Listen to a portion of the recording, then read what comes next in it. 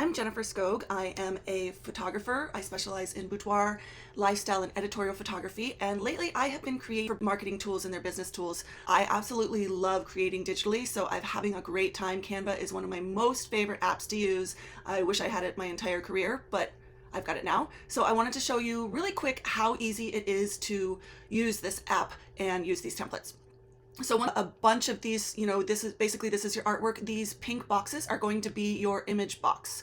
And so you will upload any of their images to my own little boudoir folder where you'll literally drag and drop your images, the image box. You can double click, move the image wherever you want. Another thing that I have done already is because I know how hard it is to get text to show up. So you want an image that's not going to completely conflict with that text. So what I've done is reduce the transparency a little bit. You can do whatever fits your style. I've also created the background to be black. That way anything that goes transparent goes into that background. You could also turn that to white or any color for a different effect. So don't be afraid to play with that.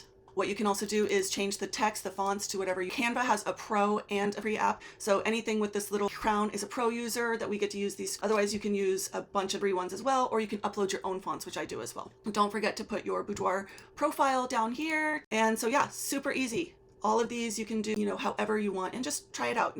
I'm going to also show you what happens when you go to the Instagram stories. So it has a very similar look. Again, I'm going to, let's take a different one. All right, you can enlarge by double clicking and enlarging. I think I'm also going to reduce the transparency just a little bit more to let that darkness come through. I can also, by selecting, holding down the shift button and selecting the other one, you can move it around to, wherever you want. You can also group these two so that it's easier to move them around by, shift, select, and group.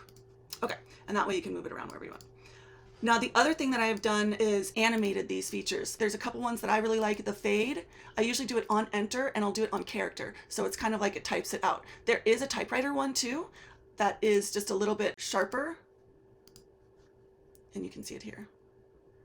So you can choose whichever one you want, but what you'll want to do is if you do animate these pieces is when you do download it, you'll want to download it as the individual page. You don't want to download all these pages. You want to only download the current page.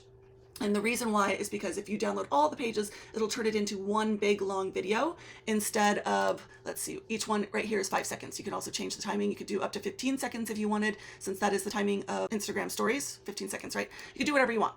That's why I love this app so much. You can also make it be a page one where, there's many things you can do. You can have the image show up and the text. There's really truly anything you can do. This neon one's fun too if you've got something really spicy. All of our Canva templates are very, very similar with working with the same kind of effects of playing with transparency and text. All right, guys, have a great one. Thanks for watching.